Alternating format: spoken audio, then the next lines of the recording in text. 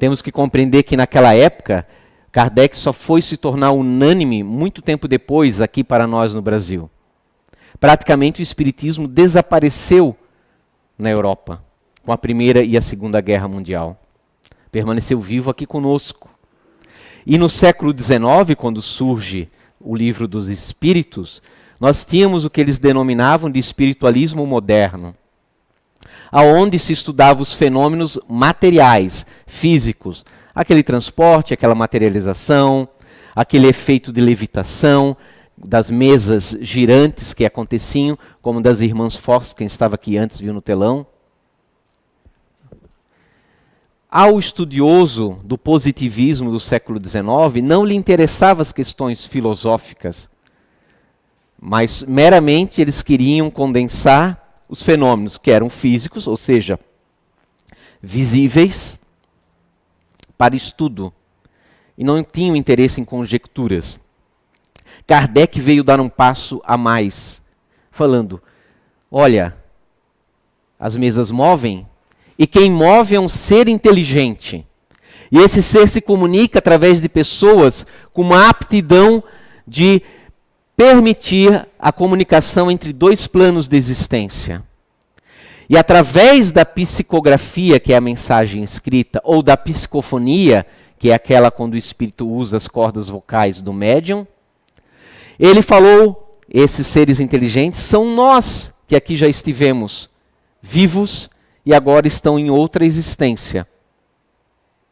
E dizem mais, nós voltamos em vidas sucessivas. E de fato, essa crença das vidas sucessivas, ela se modifica com o passar do tempo. Os drusos no Líbano, que creem na reencarnação, mas eles creem levemente diferente. Vejam, a gente vai poder compreender historicamente a dificuldade lá na frente, no século XIX, por que um inglês não conseguia aceitar a reencarnação, um europeu, que para eles era impensável você reencarnar num corpo de uma mulher, num corpo de um africano, num corpo de um latino, pois havia naquela época o conceito da raça ariana, né? Da raça superior europeia. Então era realmente muito difícil para eles conceituar isso. Eles acreditavam que a cultura deles era superior e não haveria retrocesso. E isso não é, de forma alguma, uma condição exclusiva na época, né, do europeu. Esses drusos, eles acreditavam na reencarnação, mas somente na condição de que o homem retorna num corpo de homem. E que eles somente podem retornar dentro da comunidade deles. Ou seja, uma verdade sentida, mas rotulada, mesclada com os conceitos, os preconceitos que nós trazemos, né, e que tínhamos, né, em outrora. Porque lembremos, se a reencarnação é um fato, nós lá já o estivemos, em algum momento, no passado dito, né? Então vejam só, eles não acreditavam que quando uma pessoa morria, ela permanecia um certo tempo na erraticidade, ou seja, no plano espiritual, para novamente reencarnar. Aquilo era automático. Não havia o conceito, como nós espíritas, de que uma vida está atrelada à outra, é consequência. É uma grande novela, onde o final do episódio passado continua no início do dia seguinte.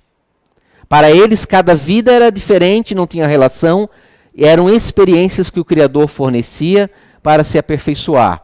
Há uma similitude ali, né? Mas vem que há o preconceito. Pense numa criança, peça uma criança de 4 anos para explicar o que é o mundo, o que é o sistema solar. Ela não vai conseguir. Ela vai explicar dentro das condições dela.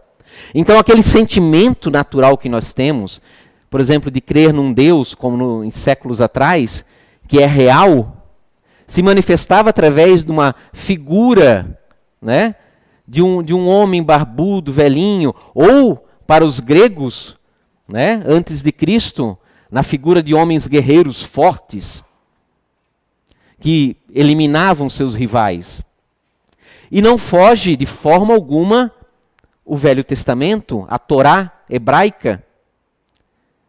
Claro, é cheio de, nós espíritas sabemos, da comunicação, da telepatia dos espíritos maiores, está repleto de boas intuições ali dentro. Mas, assim como os drusos tinham a noção da reencarnação, mas não a aceitavam no corpo de gênero diferente, fora, né, da sua turma.